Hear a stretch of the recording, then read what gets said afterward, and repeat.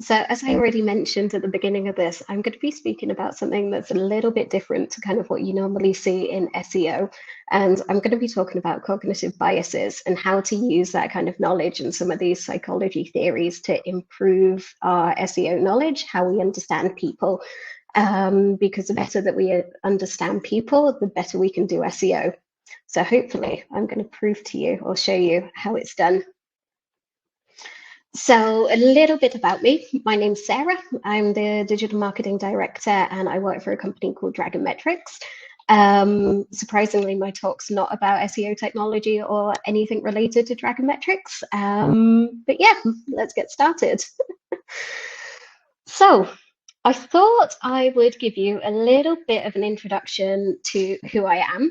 So I decided about 4 years ago that I was going to ruin my life and go back to school and study psychology.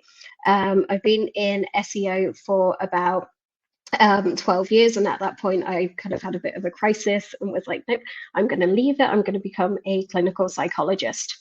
4 years later, I've decided, no, probably clinical psychology isn't for me, and I'll probably just stay in marketing and,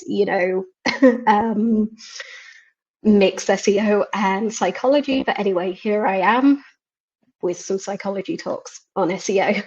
I did study digital marketing as well. I used to have my own agency based in Dublin, and it was actually, voted the best startup in Ireland, surprisingly. And I've also been named Northern Ireland's Young Business Personality of the Year. I have lectured at the University of Strasbourg, where I used to teach master's students international marketing and SEO. And I'm also the founder of Neurodivergence in SEO, which is a community group for neurodivergent people working in SEO to try and, increase access to things like training and so on. Now, the reason I'm telling you this is not because I want to appear up myself and, go on about how amazing I am and what sort of qualifications I have and what lovely experience I have. It's because there's a thing in psychology called authority bias, and it's where people kind of basically they give more weight to people's opinions or facts if they think that the person speaking is an authority figure. So I'm hoping that by showing you that I have a tiny bit of authority when it comes to SEO, that you'll listen to me and be nice to me while I'm doing this talk. But it's also useful to know in SEO as well, because when you're writing content, there's been quite a few debates in the past about, should we have authors written on blog posts? Should we include anything, even if it's not a ranking factor? But by having it in there, you can show that the people who are writing are like authority figures in the industry, and therefore, your target audience will listen to them more. So there is a little bit of method behind, adding authors to content that you're writing and stuff like that. But anyway, before I go into cognitive biases too much, I thought I'd probably better explain what they are. So cognitive biases are errors in thinking, which we're often unaware of, which impact our ability to make judgments. So everybody has cognitive biases. People are not really aware of them. We don't like to admit that we have them, but we do. And they impact how we make decisions. Why do biases happen? Well, as people, we're not very good at making quick, rational decisions. We think that we are, but we're not. And in order to help us, we use something called heuristics to help us out. And so rational thinking is often kind of very slow, it's conscious, it's diligent, it's, reliable. We use rational thinking to make difficult decisions, and we often, go over things an awful lot before we come to the right conclusion. However, in everyday life, we don't have time to, think about everything. We don't have time to, debate with ourselves if we're going to cross the road, or if we're going to buy something in the shop, or if you're going to send that email to somebody or write that piece of content on social media really quickly. So we need help in order to, get things done. And that's where heuristics come in. So basically, heuristics are kind of like mental shortcuts, and they allow us to make fast decisions. They're often unconscious, I'm not making conscious decisions. I'm sat here, moving my arms, even though you can't see it during the conference. They're often automatic. So, these are the decisions that we make every day. But the problem is that they're often prone to mistakes because they happen so fast. And, this is where biases come in. So why am I even speaking about this and making decisions? Because obviously in SEO, we spend lots of time going over data, we spend lots of time going over stuff. And of course, we use our most rational decision making whenever we're doing SEO. Unfortunately, we don't. I wish we did. But by kind of understanding how people think, we can better tailor our content and SEO strategies to what people want, and we can understand what people are trying to do on our websites, and we can understand, what makes people tick, and what they're looking to get out of things. So I'm going to go through a couple of, different cognitive biases that we see in marketing quite a bit, explain them to you, show you how they work in the marketing world. Then I'm going to go into one called confirmation bias in a little bit more detail. And then at the end, I kind of did a bit of a survey experiment kind of thing. So I'd like to show the answers of that with you. So let's get started and take a look at anchoring bias. So anchoring bias is what happens because people place more value on the first piece of information they see. And then they kind of use that as a benchmark moving forward. Even if it's, something that's not so relevant, people still use that first piece of information moving forward. And this is why in marketing, you see, for example, prices and sales and people selling things before 99, because the 4 at the front of the price looks better than if you said like $5 or something like that. So here you can see in practice, we've got 2 teddy bears, both cost $4.99, but because one of them cost $5.99 before, it's in the sale, people automatically think that they're getting a good deal. And they like, teddy bear on the right more, even though there's no difference to the one on the left. As SEOs, our job is to make sales. We want people to convert on our website. So using these kind of little tricks in the content and in pricing strategies and things, or even just, especially in e-commerce stores, letting clients know about this sort of thing can really, really help increase conversions and sales online. Another really good example of this is the Apple Store. So Apple are really, really good at using some of these little tricks, and you'll see a couple of their examples showing up a bit more. But what Apple does is when they're marketing their iPhones, they put the most expensive price first. Because of where I am, it's a lot easier for me to get onto the checkup site. So apologize if some of these, our currency seems a bit weird. But basically for the iPhone 15, they're charging nearly 30,000 Czech crowns, which is about 2,000 Czech dollars, if I work it out roughly in my head. And then they kind of go down in price. So it goes down to 23,000, then down to 20,000. And then the basic iPhone is 12,000. Based on wages here, 30,000 is, depending on where you live, roughly a whole month's salary for somebody out here. So the iPhone 15 is really, really pricey.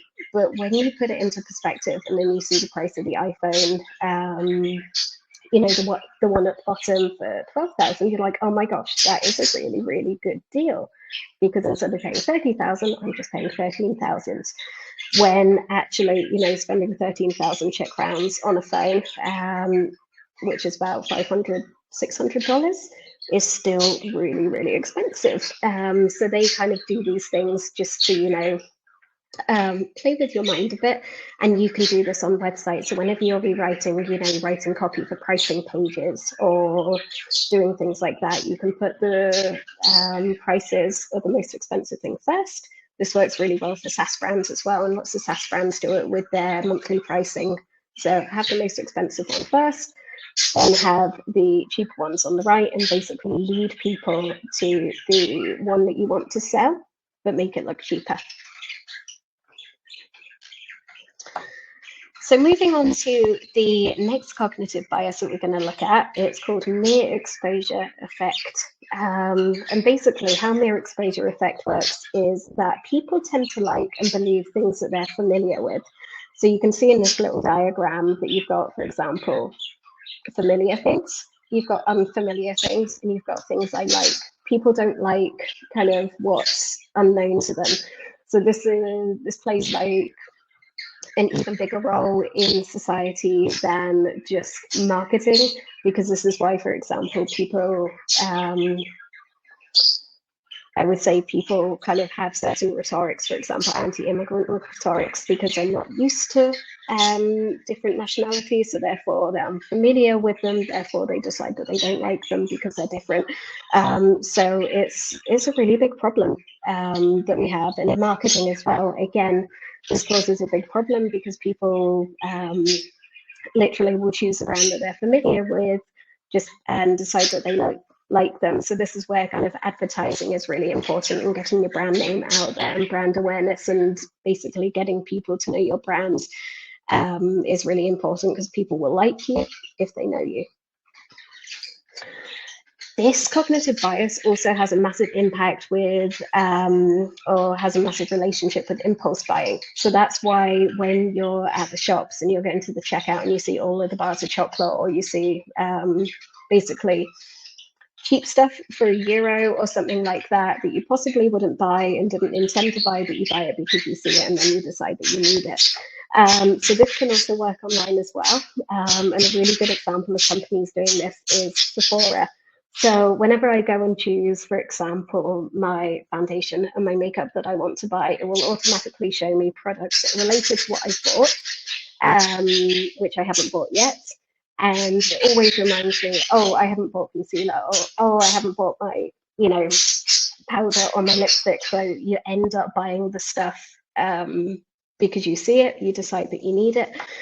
So again, if you're working for e-commerce brands, or you're writing content or product descriptions or things like that, these are the sort of features that you can have to increase sales and get people to, spend more on your websites, and then in turn, get extra brownie points and buy-in.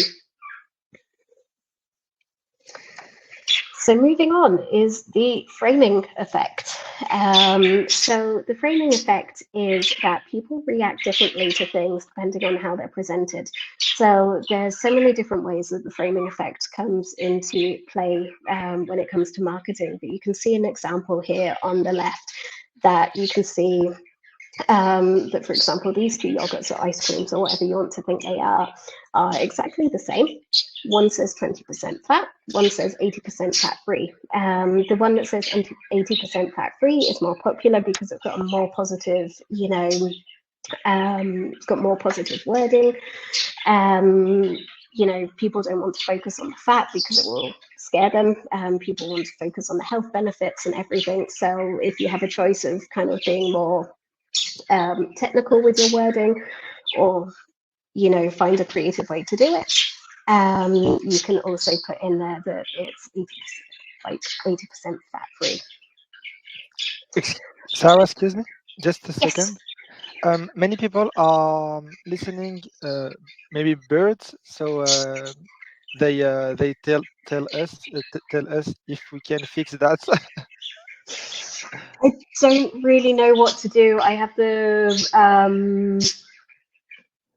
yeah, I'm sorry. I'm so sorry, yeah, because I I see that in the chat, and many people, they can't listen you very well. Yeah, no, I live in the countryside, so it's a bit difficult to, turn off the nature sounds. Oh. I can try turning my headphones off and seeing if, you can hear me better by speaking into the microphone. Should we try that? Yeah, we tell you that. Brilliant. Thank you. Hey, can people hear me more? Yeah? Okay, perfect. Better than with birds? Okay, I can see lots of thumbs up. Does anybody want me to repeat anything that I said so that you can hear it properly?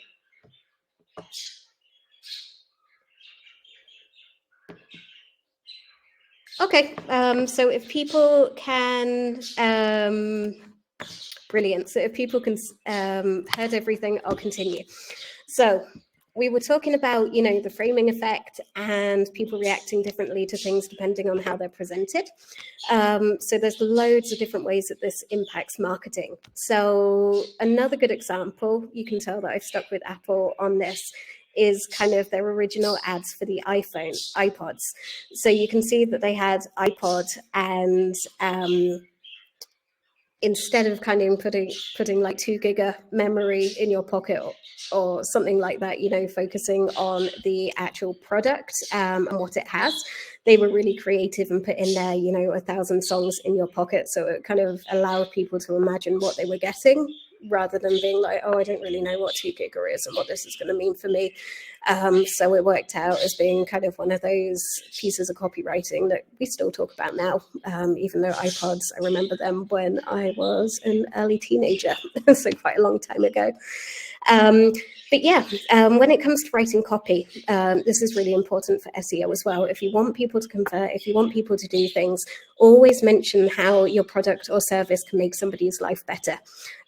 So try and phrase your content like that, rather than focusing on, specific technical things about your products. Always focus on the advantages of your products, because again, people don't want to listen to the negatives. They don't want to hear you talking, bad mouthing competitors and things like that. Focus on the advantages, what it brings to, people.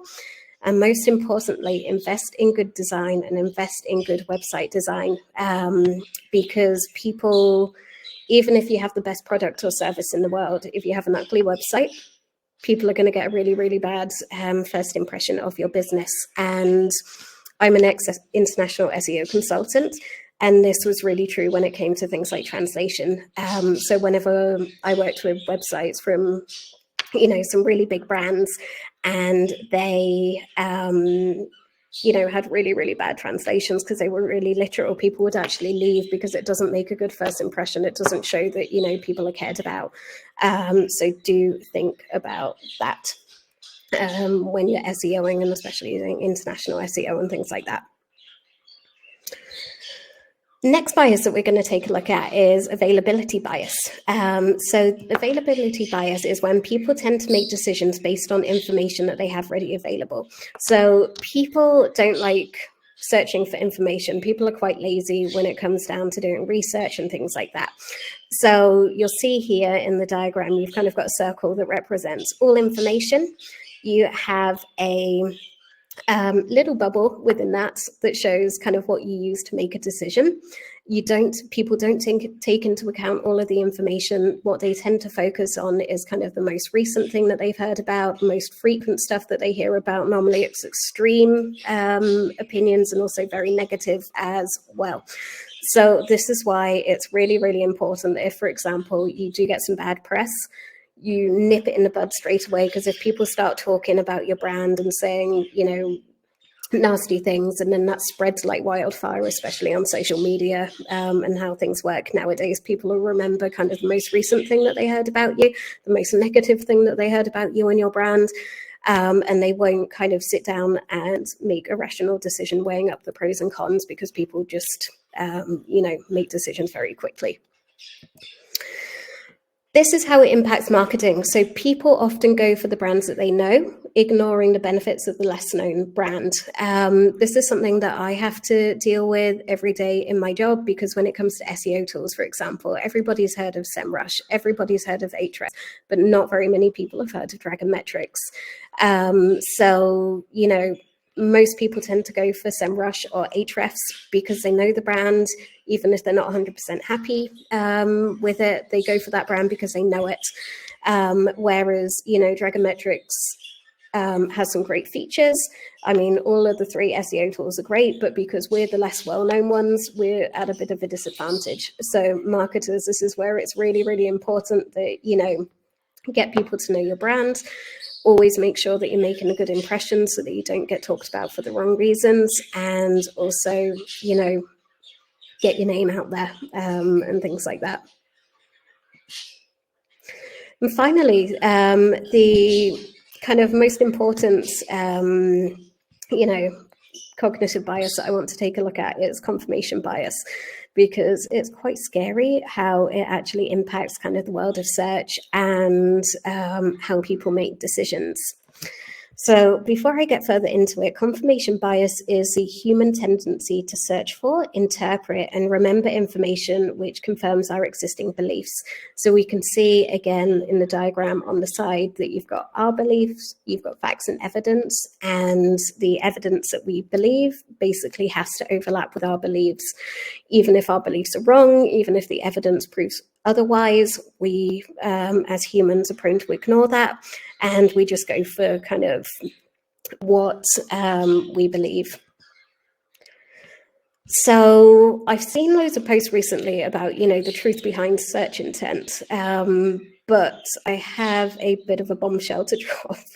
The real truth about search intent is that people are searching for information that confirms their own biases. People do not want to change their minds. People don't care about it. People are basically suffer from confirmation bias. There's nothing that we can do about it. And people are looking to get information which confirms their stance.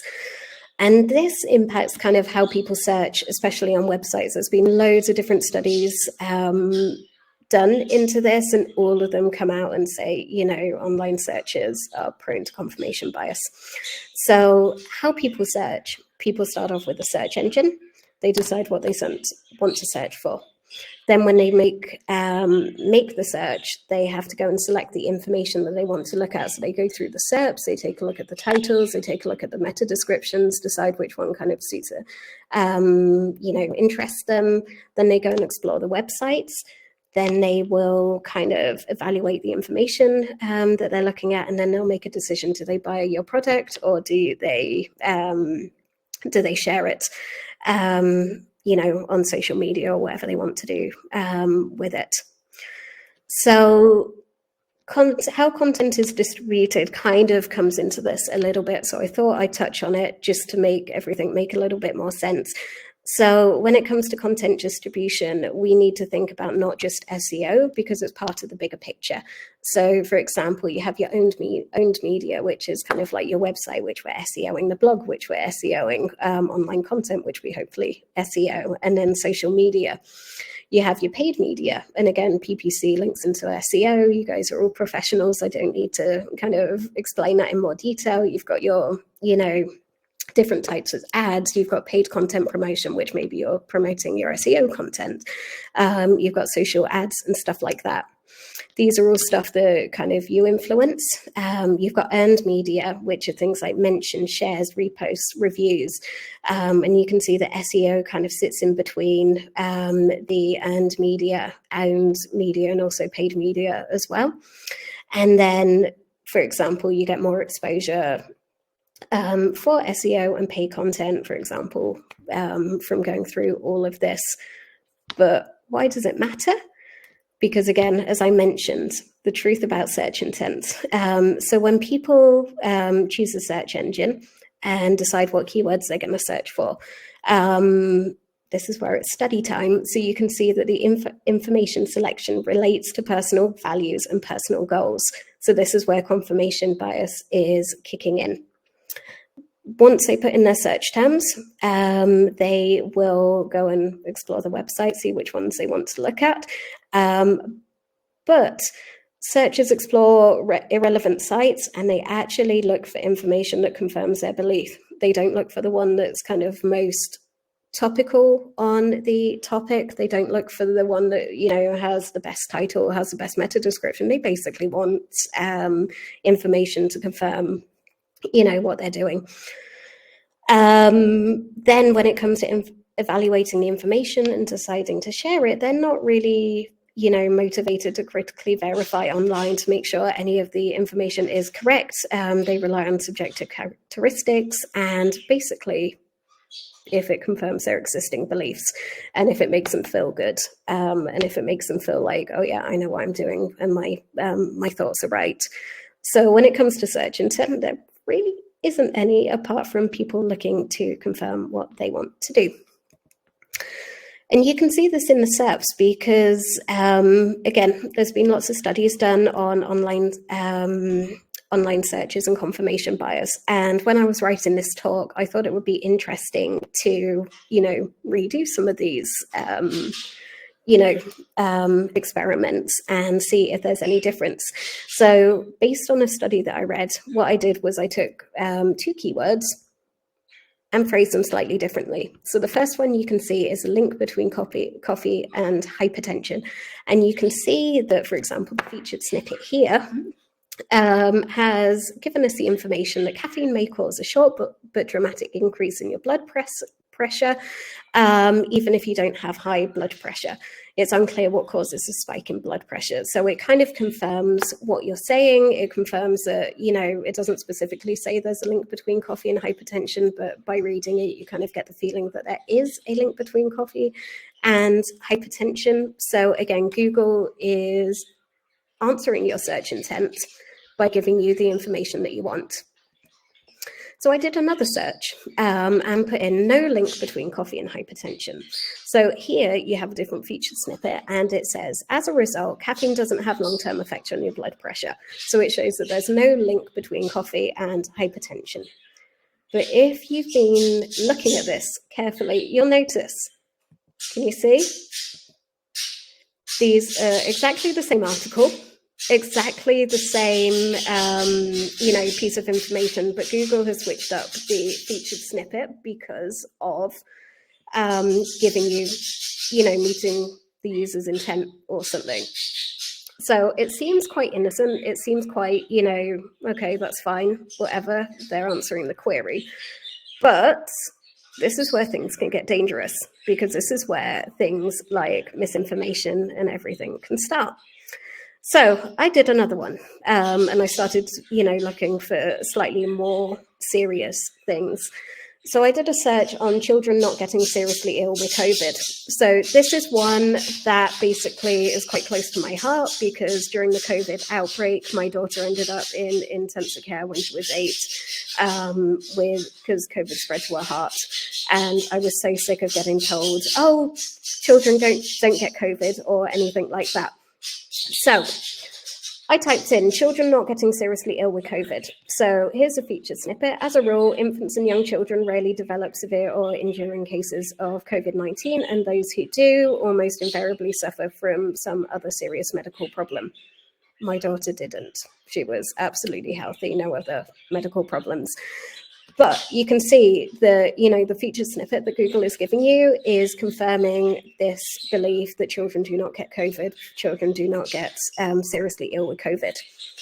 However, when you type in serious side effects of COVID in children, you can see that there's no featured snippet, but it does say children usually have mild or no symptoms, but can develop severe symptoms or a life-threatening inflammatory condition. So this is slightly more honest. This slightly more kind of relates to actually what's going on and what's backed up medically. But yeah, again, Google is giving you what you want, and it's just confirming people's biases, even if they're wrong. This is where things can kind of get a bit dangerous, as I mentioned, because there's a theory called social identity theory. I'm not going to go into the ins and outs of it for too long, because otherwise we'll be here forever. But basically, people have their own personal identities, and with that, they create a social identity. And people create their own social identities based on their beliefs, kind of groups that they belong to. So this is where you have things like, cat people, dog people. This is where you have different groups like, oh yeah, I'm a fan of Liverpool, or I'm a fan of this, or I like rugby, I don't like rugby, that sort of thing. So again, quite innocent at the beginning, but it does have a bit of a dark side, because once we talked about heuristics at the beginning and people making mental shortcuts. Well, to make mental shortcuts, people categorize each other and they put people into groups. So, for example, if somebody goes down the road and sees somebody wearing a dress, they're like, okay, that's a woman because they're wearing a dress, even though they might not be a woman. Or that's a man in a suit, he must be a businessman, even though he might not be a businessman, something like that. So we categorize people and things to make it easier for us to understand what sort of little box they fit into in our brain. So this is where people start looking for differences in social identity. So they kind of build people into different groups. So again, this is where you get the cat people versus dog people, or you get the kind of football fans versus rugby fans. You get different nationalities. So you get, for example, X nationality versus Y nationality. And because basically people use these social groups as a way of kind of building their self-esteem, and people get, what's the easiest way to put it? Basically, people feel good being in a group and backed up by people who feel the same way as them. So when they do this categorization and when they start forming different groups, they automatically form a preference for in-groups, which is groups that they belong to, and they automatically form a dislike for out-groups. So you can see that, to make themselves feel better, they start comparing themselves to other people, finding themselves that they're much better. So, oh, I'm a cat person, so I'm much better than a dog person, because you're the out group. And then that leads to comparison, stereotyping, discrimination, and quite nasty things, because that's when people are like, oh, foreigners are the out group, so I'm anti-immigration. And you can see how this is all playing out with kind of like anti-immigration processes and the far right protests and the far right rising in popularity around the world. And also, like, this is kind of the theory that kind of caused the Holocaust and things like that. So, it's kind of scary. And you can see here the behavioral consequences of this is that you begin to start thinking, so you start stereotyping people into groups, and there's the effect. So basically the in-group favoritism leads to prejudice views against people, and then that leads to behavior and discrimination. So this us versus them spreads like wildfire online. And this is an example from in the Czech Republic, where 2 years ago, basically we had vaxxers, anti-vaxxers, which caused lots of tensions in the Czech Republic. And you had some, radical anti-vaxxers going around with a Star of David, which had written in it kind of not vaccinated in the middle. And this is why you have to be really, really careful of the kind of content that you're writing online, and that you're being honest, and that, Google should be doing a little bit more, if I'm being completely honest, to kind of fighting against confirmation bias online, because by feeding people the search intent that they want, even if it's wrong, we have issues. And as I mentioned, this is kind of where misinformation and things happen, because, misinformation is where people spread kind of false information regardless of the intent. This is when information online can be wrong. Disinformation, again, people will share it. Some people deliberately create content online to cause harm, manipulate and mislead. And you've got malinformation, which again is based on fact, but taken out of context to mislead, harm or manipulate people. So as SEOs, we kind of we have a little bit of a responsibility to kind of look after the internet. Definitely be very careful with that. And, when you're writing content, remember that everybody can become a writer, even if you're not qualified. Make sure that you are writing good quality content. Make sure that you are qualified. Make sure that you're aware of the consequences if you are creating content for the sake of it without actually thinking of the consequences, because you could be innocently writing a blog post about COVID thinking, this is what my client wants, this is great, but actually, it adds a lot of fuel to the fire. People share it, and then you have issues like this happening. So the final bit of my presentation, I kind of left that on a bit of a downer. I wanted to look at if AI is biased, because as an industry, lots of people are very quick to jump on the AI bandwagon, when actually, even though AI isn't a person, it can definitely still be biased. So I did this experiment on about 150 SEOs based in the Czech Republic. I'd be really interested to kind of do this again and see, if the results kind of are the same around the world, depending on, what different countries or what different people think in different industries. So I came up with a questionnaire to kind of see, how people trust AI, and if, how this links into some of the confirmation biases that we looked at today. So a little bit about the demographics. So 20% of the people who answered were in-house, 38% were freelancers, and 42% were agency folk. So it's quite a nice mix across the kind of SEO spectrum. First question that I asked people was kind of how often do they use AI? So you can see that 47% of people said often, 50% said sometimes, and 3% said never. So in the Czech Republic, people like AI, people in the SEO industry, especially, like really, really jumped on it and really, really use it. And it's a massive part of conferences in the country when it comes to SEO. So this kind of isn't a surprise. And I asked people, do you fact check the output every single time you use AI? So 55% of people said yes, 45% of people said no. So this is where you can start seeing some of the problems. I also asked them, have you used AI to inform a decision? So 70% of people said yes, 30% of people said no, that they hadn't.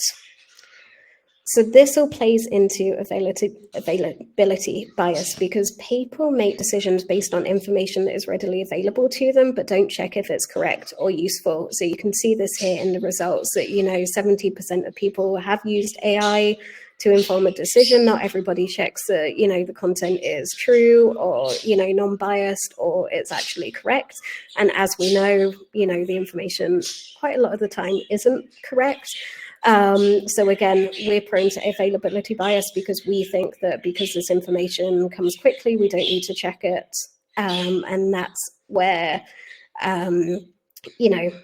things start having problems.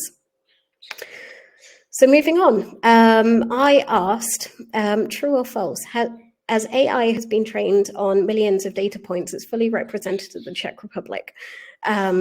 Of the population in the Czech Republic. So 74% said false, 26% said true. And to be honest, this is pretty accurate because Czech Republic has a small population. Most of the training data and things for AI comes from the US. So you can't really say that, for example, in certain countries that the output and everything is representative of a certain population, especially the Czech population. So I decided to kind of whittle down on that a little bit more and look into other populations. So I asked them, you're optimizing a site that says it sells earplugs to autistic adults and parents of autistic kids. Would you use AI in any part of the process? And 71% said yes, 29% said no. I also asked them, you're working on a site for a Vietnamese food import business. Would you use AI as part of your workflow? 82% said yes, 18% said no. And this is where things were kind of a bit surprising, because people said that, they understood that, AI isn't representative of the Czech population.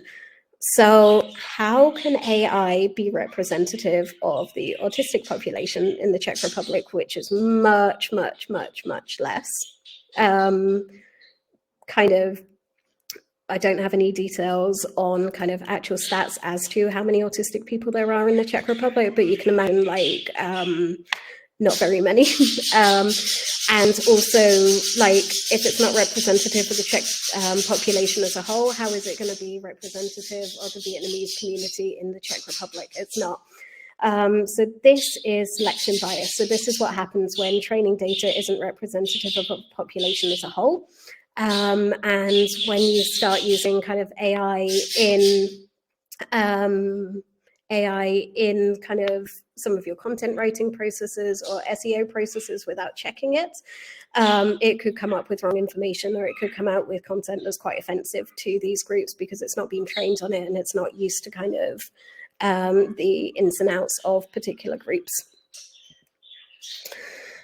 So kind of sticking on the similar topic, I asked, imagine you're writing some content for a kosher restaurant and you want it to resonate with your Jewish customers. Where would you look for information about the Jewish community? 29% said Google, 3% said ChatGPT, and 68% said both places. I also asked them, you work for an international company and you have to create a press release for Prague Pride. You decide to use AI. What do you do once you've finished? 6% would just submit it as is, 36% would correct it themselves, and 58% would get a member of the LGBT community to proofread it for them. So this is called group attribution bias. So this is what happens when decisions about particular groups are made based on a very small sample size, because a number of training articles are dedicated to the Jewish community, kosher restaurants, Prague Pride, LGBT community in the Czech Republic is very, very, very, very small. So the AI is making decisions about these groups without actually researching it enough. I tried to add into ChatGPT, kind of asked them to write me some text in Czech for these particular communities, and it was all done based on stereotypes rather than actual kind of wants and needs of these groups. So again, just be careful if you use AI to write about marginalized communities or smaller communities, things like that, because group attribution bias comes into play. Next thing I asked them was that you have to do keyword research for a new client based in Ireland and you decide to use AI to do it. How do you go about it? Do you use British or American English? It doesn't really matter. Use British English because that's the official variant that is used in Ireland, or do you give up on AI and ask a person? So 23% said, use British or American English, 34% said use British English, and but 44% said give up on AI and ask a person. I also asked them as well, you need to translate some keywords into Hungarian, but you don't speak the language. What do? 10% would use Google Translate, 45% would use DeepL, and 45% would use a professional translator. So again, this is another area where LLMs are a bit biased because they're trained on, for example, US English. They don't do well with other languages or dialects. So like Hungarian is not a very common language that, LLMs are trained in. So therefore, the results that you get for languages like Hungarian and so on aren't going to be as good as they would be for, say, like German or French. Some of the more, I don't like saying more popular languages, but more common languages that you get. And also when it comes to things like dialect, AI is not versed. It can't deal with Irish English. It can't deal with South African English. It can't deal with, the differences between Australian and New Zealand English, for example. So keep that in mind if you're ever using AI keyword research to work on different languages and stuff like that. So yeah, I'm coming to the end of the presentation and I can see that we've got lots of questions, so that's all good. So basically, next time you're writing content, check the SERPs or even, next time you're writing content or checking the SERPs or even just using AI, please, please, please keep these biases in mind, because as SEOs, we're responsible for writing lots of content on the internet. We need to make sure that, we are doing a good job and not ruining the internet and not, contributing to that or fake news or anything. So yeah, thank you very much.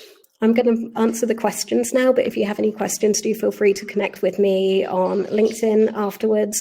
I do have Twitter, but I never use it, so LinkedIn's the best, or you've got my email address down here. So let's open the questions and take a look. So let me go through so I can see. Sorry, bear with me 1 second. I'm going to go through these on kind of popularity base. So let's get started with Jose's. So let's start. So the truth about search intent, how can we frame our value prop into our target market search behavior if they are only taking into account their own set of beliefs when conducting a search, whether that is informational, navigational, transactional? This is kind of a really tough one, but this is where you really need to understand your target audience. So you really need to understand kind of what sort of services they're buying, what sort of things that they believe in. So like using my work as an example, I know that the content that I have has to be geared up to people who are more prone to use SEMrush or Ahrefs or different SEO tools that they've heard about before. And basically I am going up against, you know, them wanting set features from certain tools and, you know, having arguments based on them. So I really, really need to give people kind of spoon feed them and use, you know, use that competitor analysis and sort of things when I write my content. So again, just research, find out kind of what their confirmation bias is, if you can, by doing focus groups or, you know, questionnaires with people. And then that will definitely help. And then you can kind of get in the mindset into what they're looking for and then target your content around that. Okay, so who have we got next?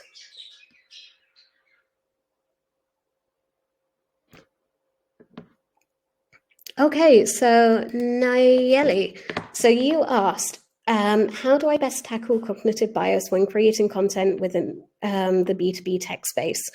When it comes to B2B tech, I think there are definitely certain things that you can use when it comes to cognitive biases. You can use, for example, the pricing strategies. When you're writing content, you can definitely talk about things like the advantages, you know, making a positive opinion.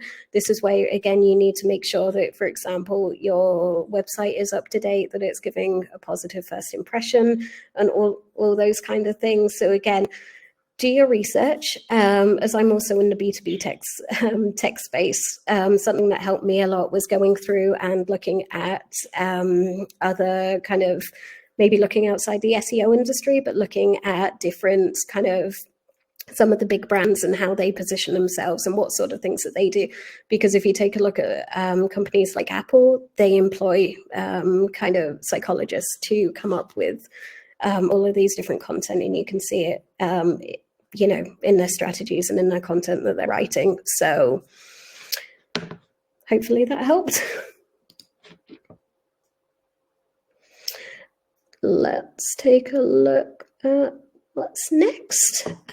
Okay, Wendy.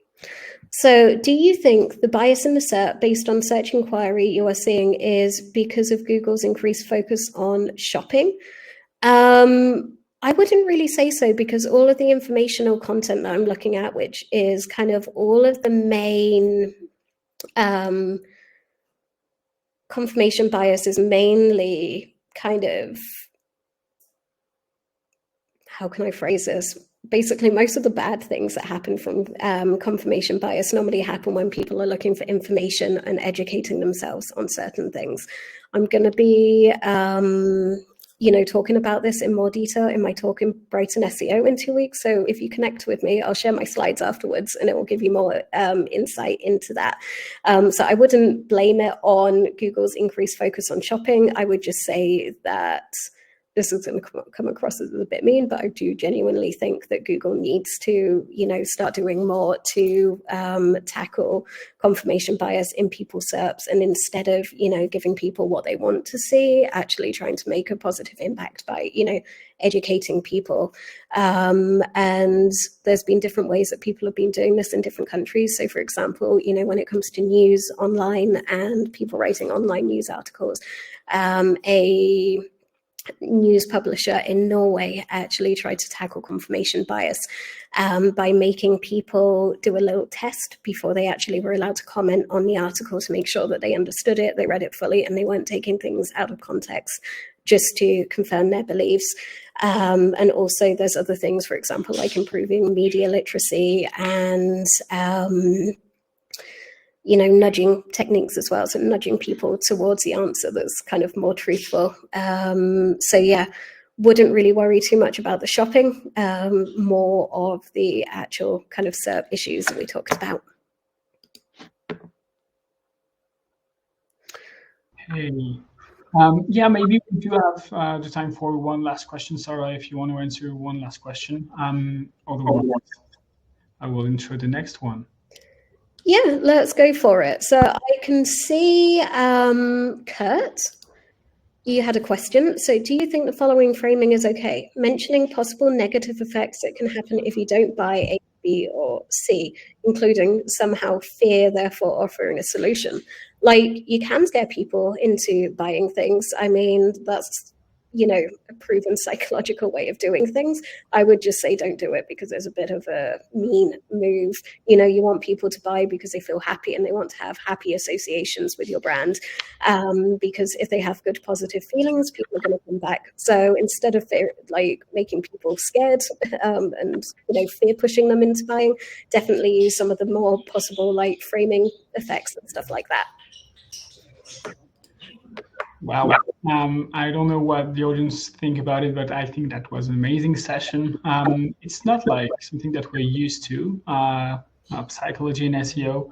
Yeah, it's impressive. So thanks, Sarah. Thanks a lot.